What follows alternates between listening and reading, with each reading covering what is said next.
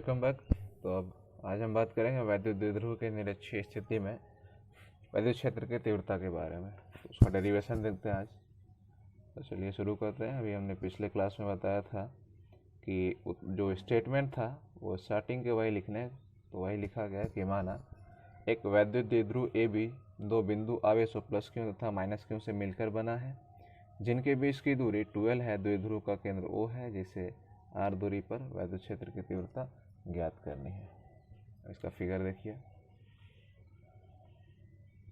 तो ये इसका फिगर है और ये फिगर किस तरीके से बना हुआ है इसको एक बार समझ लेते हैं। ये हमारा एक वैद्युत द्विध्रुव था ए बी, ए पर पॉजिटिव चार्ज और बी पर नेगेटिव चार्ज रखा हुआ। इनके बीच की दूरी जो है ये 12 थी। इसका मिड पॉइंट O था, यानी कि एक तरफ L होगा तो एक तरफ L होगा। इस सेंटर पॉइंट से r दूरी पर एक पॉइंट P लिया गया, जहाँ पर हमें इलेक्ट्रिक फील्ड की वैल्यू फाइंड आउट करनी है। अब यहाँ पर ये जो डिस्टेंस r² प्लस L² आया है वो कैसे आया है, यहाँ पर सिंपल पाइथागोरस का प्रमेय लगा। पाइथागोरस का प्रमेय उसके अकॉर्डिंग क्या होता है कि जो ये हाइपोटेनस है यानी कि कर्ल है, ये आधार का स्क्वायर और लंब का स्क्वायर का योग होता है। तो ये वहाँ से आ गया, यानी कि ये दोनों सेम होगा, ये भी वही होगा। और इस पॉइंट पर इलेक्ट्रिक फील्ड जो पॉजिटिव चार्ज की वजह से होगा वो आउटवर्ड होगी और निगेटिव चार्ज की वजह से इनवर्ड यानी कि माइनस की तरफ जाएगी। ये तो फिगर के बारे में। अब चलिए आगे देखते हैं। आवेश प्लस क्यू तथा माइनस क्यू बिंदु P से √r² प्लस L² दूरी पर स्थित है। तो हमने बताया किस तरीके से इसके बीच की दूरी इतनी आई है। और प्लस क्यू आवेश के कारण बिंदु P पर वैद्युत क्षेत्र जो है EA, इसकी वैल्यू 1/4πε0 क्यू बटे में r² प्लस L²। तो यही होता है, पॉइंट चार्ज की वजह से जो इलेक्ट्रिक फील्ड होती है वो चार्ज पर और उनके बीच की दूरी पर डिपेंड करता है। और यहाँ पर हमने वेक्टर फॉर्म लिखा है, यानी कि इसके लिए डायरेक्शन दिखाना जरूरी होगा। तो डायरेक्शन क्या होगी, ए से पी की तरफ, ए से पी की तरफ। तो ये हो गया ए से पी की तरफ, यानी कि वेक्टर ई है। अब माइनस क्यू चार्ज की वजह से जो इलेक्ट्रिक फील्ड आएगी वो क्या होगी, ई बी, यानी 1/4πε0। चार्ज क्या है, क्यू था। हमने यहाँ माइनस साइन मेंशन नहीं किया क्योंकि वेक्टर फॉर्म लिया हुआ है। तो यहाँ पर क्या होगा, वैल्यू इतनी ही होगी, सेम होगी। इसकी डायरेक्शन क्या होगी, इसकी डायरेक्शन पी से बी की तरफ। नेगेटिव चार्ज यानी कि बी की तरफ टेंड करेगी, तो पी से क्या होगी, बी की तरफ। तो यही लिखा गया है, इसकी जो डायरेक्शन होगी पी से बी की तरफ। अब यहाँ पर फिर से अध्यारोपण का सिद्धांत काम करेगा। और अध्यारोपण का सिद्धांत हमने बताया कि बहुत सारे चार्ज है किसी पॉइंट पर, उसकी वजह से इलेक्ट्रिक फील्ड निकालनी है, तो उन सबका अलग अलग वेक्टर सम करते हैं। तो यहाँ पर हमारे पास दो ही चार्ज थे, वेक्टर ई और वेक्टर ए बी, तो दोनों का वेक्टर सम कर देंगे।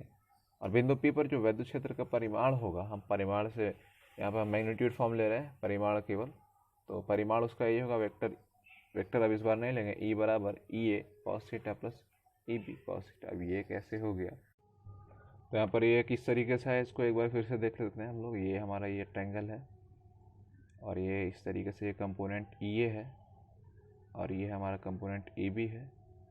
तो वेक्टर लॉ के अकॉर्डिंग अगर कोई कंपोनेंट इस तरीके से गिवन है तो इसका एक कंपोनेंट एक्स एक्सिस के अलॉन्ग, एक वाई एक्सिस के अलॉन्ग आता है। अगर ये थीटा है, अगर ये वेक्टर ए था तो ये ए कॉस थीटा होगा और ये ए साइन थीटा।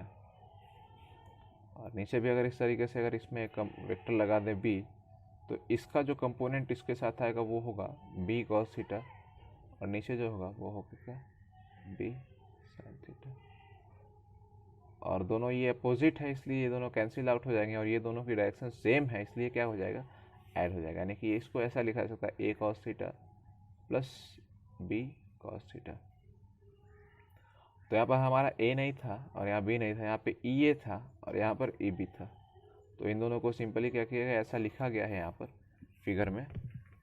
और क्या किया गया, फिर ई ए और ई बी की जो मैग्नीट्यूड है वो सेम थी, और वो कितनी थी, Q/4πε0 √r² प्लस L² का होल स्क्वायर।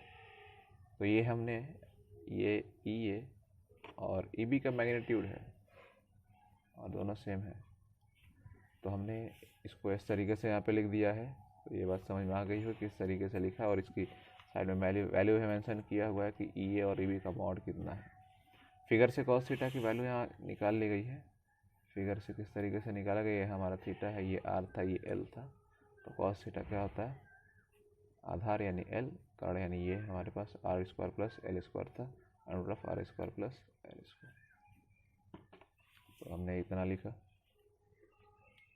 और ये जब दोनों मैग्नीट्यूड सेम होगा तो इसको ऐसा लिखा सकते हैं 2e अपॉन में under root of L R square plus L square. इसको हम लोग ऐसा भी लिख सकते हैं 2ab, जिसको इंटरेस्ट हो इस बी के टर्म में लिखने का, तो वो इसको ऐसा भी लिख सकता है, कोई दिक्कत नहीं है।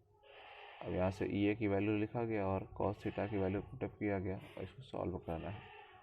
और यहाँ पर 2 की वैल्यू क्या होता है, पी होता है, वैल्यू द्विध्रुवागुण होता है, और वेक्टर ये जो है ई की वैल्यू है इतना दिखेगा। और यहाँ पे हमने फिर से बताया कि ये जो आर है और एल है, इन दोनों में एल जो है आर के कंपेरिजन में बहुत छोटा है, तो इसको आर और भी छोटा होगा, तो इसलिए इसको फिर से एक बार नेगलेक्ट करेंगे तो ये हमारा ऐसा दिखेगा आर स्क्वायर के पावर 3/2, और ये 2 से 2 कैंसिल होगा तो ये आर क्यूब देगा। ये था मैग्नीट्यूड फॉर्म है, इसको वेक्टर फॉर्म में लिखना है, तो वेक्टर फॉर्म में इसका ये फॉर्म आएगा। तो ये था निरक्षीय स्थिति में वैद्युत ध्रुव के कारण विद्युत क्षेत्र की तीव्रता।